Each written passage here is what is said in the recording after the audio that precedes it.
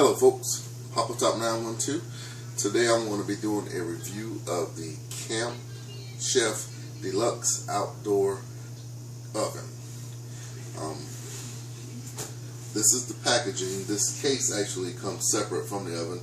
You can buy them together on Amazon, but they don't come together as one package. So you have to purchase the oven, and then you purchase the protective carrying case for it as well. So, nice case. It makes it easy to carry. It has two handles, one on each side, that you can use to maneuver the oven. It's relatively kind of heavy, but not too terribly heavy. The case unzips like that, and it folds back, and then that's where the oven is. It's a little awkward to load it up until you get used to it, because you're actually kind of having to slide the case in instead of dropping it down into it. You're sliding it into the front, so that makes it a little awkward, but it works. So, to take it out, I just lift it back and clear the front legs.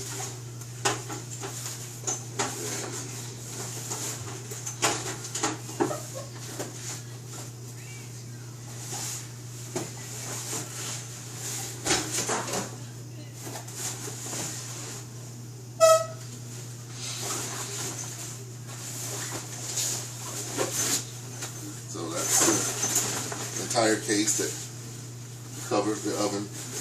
I'm just going to set this to the side now.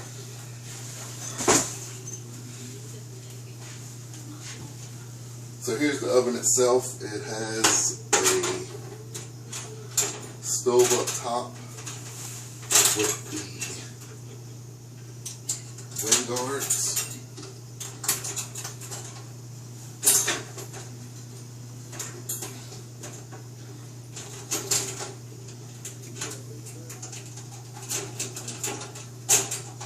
Those two wind guards just clip in on the side.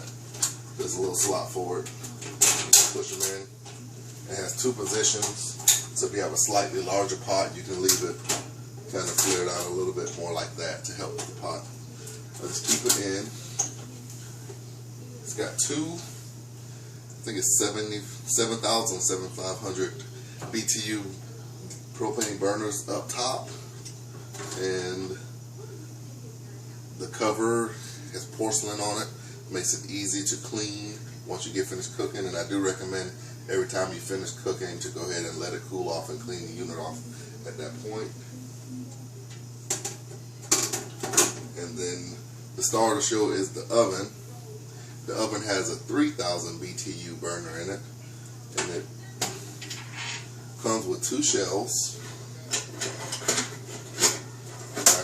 My stuff in here. This is the regulator that comes with the unit, and again, this is my bulk tank hose, because I like to hook it up to a 20-pound tank versus the 1-pound tanks. I'm going to be demonstrating with the 1-pound tank today because it's easy to do in the house.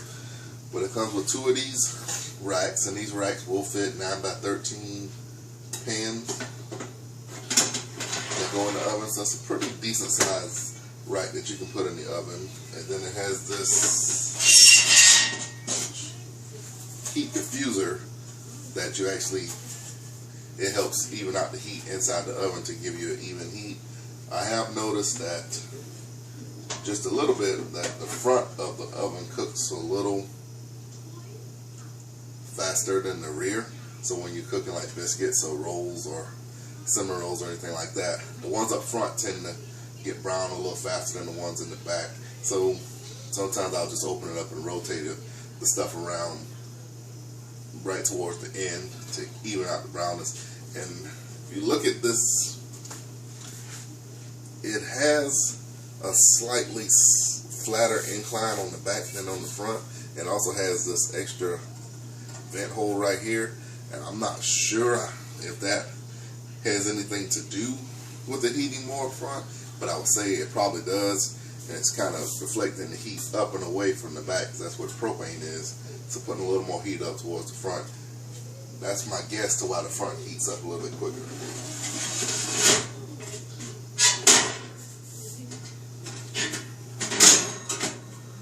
Both the burners and the oven have auto start ignition on it, so you don't have to worry about matches or lighters or anything like that. The oven has a glass door so you can look inside of it, and it has a built-in thermometer. I just use the thermometer for general temperatures. What I tend to do is turn it on high, get it up to around the temperature that I want, and then turn it down low. The oven is well insulated, so you don't have to keep it up high, and that will help you from burning items in the oven as well. And then another thing that it has is this handy little fabric strap to help you open the door when the oven is hot, and that comes in handy. They do have another model of this same oven that has a grill top, so it has one burner, you know, slightly slid to the side, and I guess the grill top takes up 2/3 or 3/4 of the top, and one burner on the side. I didn't opt for the grill top because I have a infrared grill that I use when I'm out camping, so I went ahead with the 2 burners to give me more cooking options. So I have an oven, 2 burners, and I have an auxiliary grill as well, so that's plenty enough cooking surfaces to do anything that I want to do out in the field. So let me go back to explaining the rest of the unit to you. Here are the 2 knobs for the gas. Again, you would just push it in, and you hold it for about, count to 5 to 7, then you turn it till it clicks. And that would ignite it normally, but I don't have any fuel hooked up to it right now. The side has 2 metal brackets bolted to the frame and a little plastic roller bar. So I guess that's to kind of keep it cool, so you can kind of maneuver it if it was a little bit warm. But I wouldn't recommend trying to move this when it was hot. Just wait till it cool off. Couple vents on the side. These vents are below the stove unit and above the oven. If you look, if you get one and you look in the back of the unit, that's that open space right there.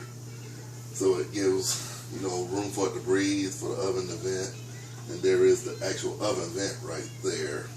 But it gives it a little separation so that if you're cooking up top, it's not going to affect the heat in the oven in the same way the oven won't necessarily heat up the cooktop because it has an open area to vent. And this right here is where you would put the regulator. It's a screw-on type regulator. So you just place it on there, screw the outside jacket.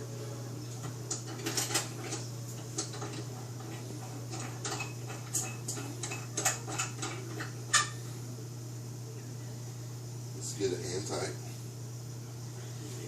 and then take your propane cylinder, screw that in,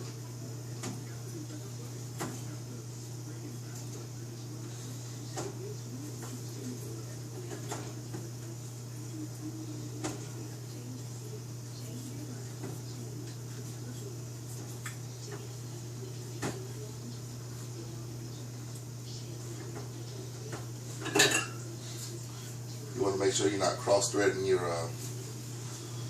cylinder when you're putting it in.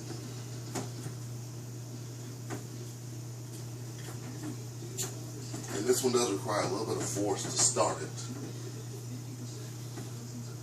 But now it's on. It just kind of hangs off the back.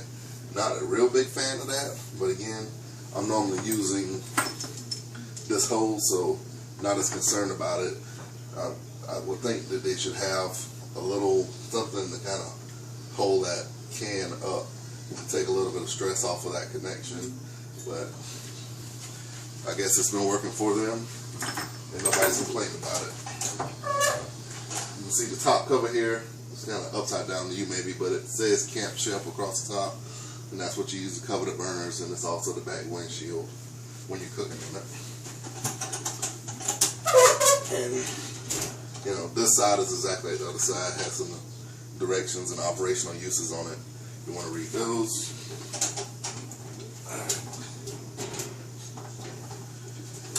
So now,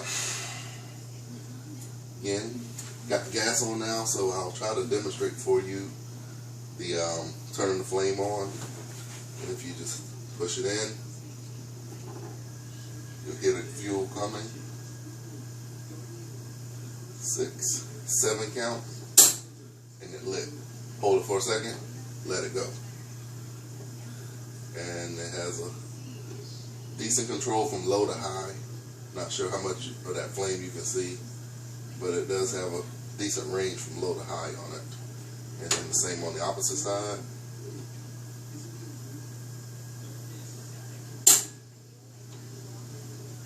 I find that once you get one lit, you don't have to count the other one quite as long because you've already got fuel in the system. So those two are going. And then in the oven, you can also use this here hole to look in there to see when the burner is actually lit.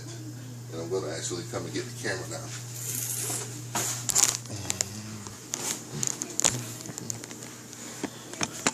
Alright, so now you can really see those burners, and I'll demonstrate the low versus the high. You can see they go down pretty low. And that's up to high.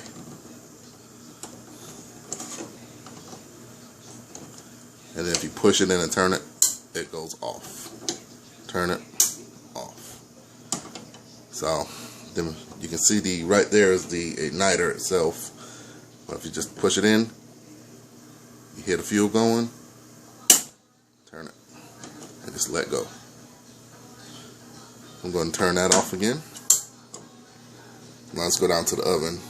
And you see inside of this hole here is where you will look for to make sure the fuel came on. And the oven is a little more tricky than the actual stoves themselves. You really have to hold out a little bit longer.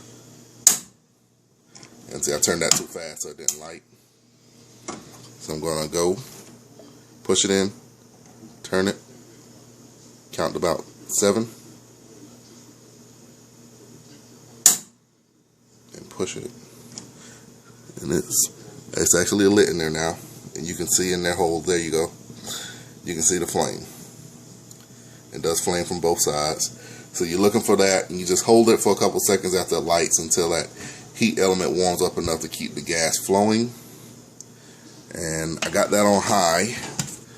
You can see the temperature gauge is sitting on about 100 now. And it won't take that long for it to start heating up and turning around. So there's a close up of the top of the oven again. And you can use all 3 at the same time and then not cause any problems.